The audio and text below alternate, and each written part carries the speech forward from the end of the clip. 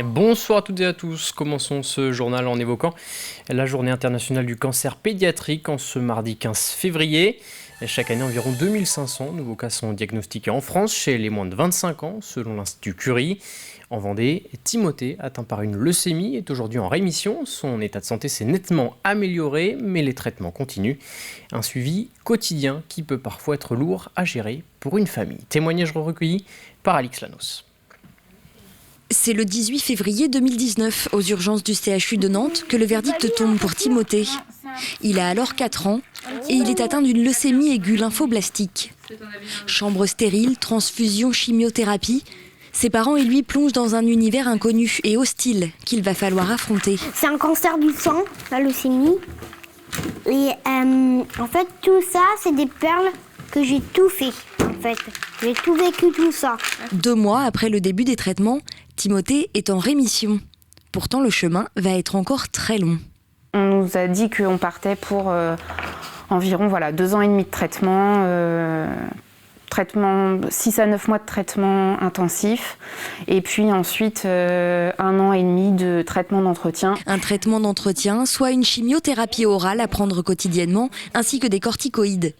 Des traitements qui se voient moins, mais qui sont toujours très lourds, presque 1 an déjà après le début de la maladie. Oui, les cheveux ont repoussé, oui, il a plus de sonde nasogastrique, oui, il paraît moins pâle, il a l'air en bonne santé, mais derrière, il y a toujours ces traitements. On a les effets secondaires des chimios quotidiennes et des corticoïdes qui sont là, en fait, constamment.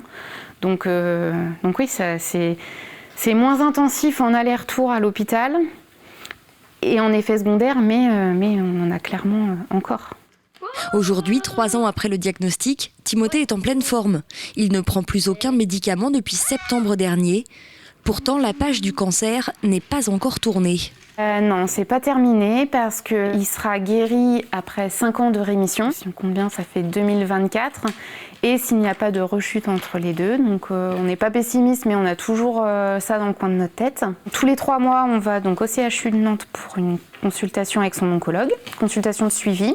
Il a tous les mois un bilan sanguin et également tous les ans une échographie cardiaque qu'il aura probablement très longtemps, si ce n'est à vie. Aujourd'hui, toute la famille entend bien profiter pleinement de la vie. Mais ils le savent, le cancer de Timothée en fait désormais partie. Et avec ses rendez-vous réguliers à l'hôpital, difficile de l'oublier. Dans le reste de l'actualité, évoquons le surendettement. Comme chaque année à cette période, la Banque de France a établi un bilan de la situation en Vendée. En 2021, le nombre de dossiers déposés a ainsi baissé de 22% dans le département par rapport à 2019, année de référence, en raison de la situation économique particulière en 2020. Et sur 100 000 Vendéens, 174 sont ainsi en situation de surendettement. C'est vrai qu'il y a de la pudeur, mais il faut aller voir un travailleur social. Un travailleur social, l'avantage, c'est qu'il va prendre la situation en totalité. Il va regarder effectivement les aides auxquelles a droit la famille, il va peut-être faire une démarche pour avoir un habitat social, il va peut-être activer des primes d'activité, toutes les ressources CAF, pour pouvoir mettre en place toutes les ressources nécessaires auxquelles a droit la famille. Et si vraiment la situation ne permet pas de trouver des ressources suffisantes, on va mettre en place un plan de surendettement. Direction à présent Mortagne-sur-Sèvre. Depuis ce mardi et jusqu'à vendredi, le cirque des frères Ritz s'est installé dans la commune. Des spectacles sont ainsi proposés tous les jours à 16h. Et à l'origine, c'est Julien Pauvert, un passionné de cirque depuis son enfance, qui a aidé la famille à venir en Vendée. Une passion qu'il entretient par ailleurs au quotidien, chez lui, dans son atelier. Il reproduit depuis des années une maquette du cirque Zavata, une reproduction à l'identique du premier spectacle auquel il a assisté en 1984. Rencontre signée Grégoire de Châtillon et Pierre Dalicieux.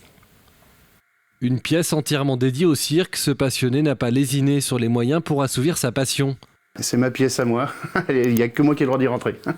Mais oui, ça me permet de pouvoir assouvir ma passion pour le cirque, quoi.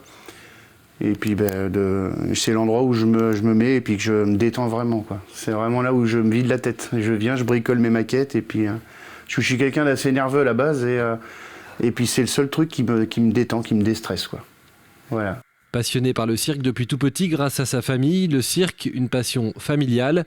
Ses frères, ses parents, personne n'y a échappé, jusqu'à en vivre même aujourd'hui pour son père. Mes parents, dans les années 90, mon père a toujours été passionné par le cirque. C'est une passion qu'il a depuis qu'il est tout petit.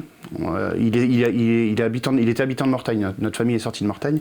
Et dans les années 90, à force de... comme moi, actuellement, avec mes passions de maquettes, il faisait des maquettes aussi. Il était passionné par le cirque. Et puis, à force de sympathiser avec les gens de cirque, il a fini par vendre le commerce qu'il avait. Et on est tous partis on a acheté une caravane, on a vendu la maison et on est tous partis au cirque. Et du coup, lui, il y est encore. Là, ça fait pas loin de plus de 30 ans maintenant qu'il fait du cirque, quoi. Cette maquette est comme une carte postale figée en 1984, année durant laquelle ce passionné a vu son premier spectacle de cirque. Pour tout reproduire à l'identique, il a fallu être imaginatif. C'est fabriqué pièce par pièce en carton.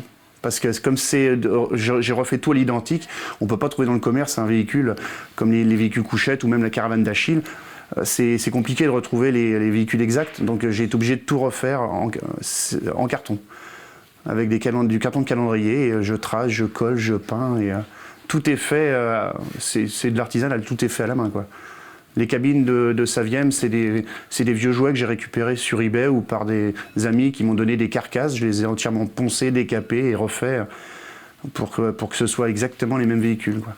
Une maquette mais aussi des affiches d'époque viennent agrémenter cette collection autour du cirque unique en Vendée. Un mot de cyclisme dans ce journal à l'occasion de la 3e épreuve du circuit des plages vendéennes. Ce mardi, c'est Thomas Bonnet qui s'est imposé au terme d'une étape de 115 km autour de Chantonnay. Et le coureur du team Vendée U devance Ewen Kostiou et Matteo Vercher sur la ligne d'arrivée. Matteo Vercher, également coureur du team Vendée U. On termine ce journal avec la 2e édition du festival Vendée Musique et Patrimoine. La billetterie est ouverte depuis ce matin. Du 19 mars au 1er juillet, 7 concerts seront proposés sur des sites culturels, historiques ou naturels du département. L'objectif, mettre en lumière ces lieux touristiques à travers la culture. Au programme notamment de la chanson française avec Ours et Cali, ou au Hall de Saint-Hermine le 23 mars, ou encore André Manoukian au Moulin à Élise au Poiré sur Vie. C'est la fin de cette édition. Merci à tous de l'avoir suivi. Et rendez-vous demain de 7h à 9h pour un nouveau point sur l'information. Très bonne journée sur TV Vendée.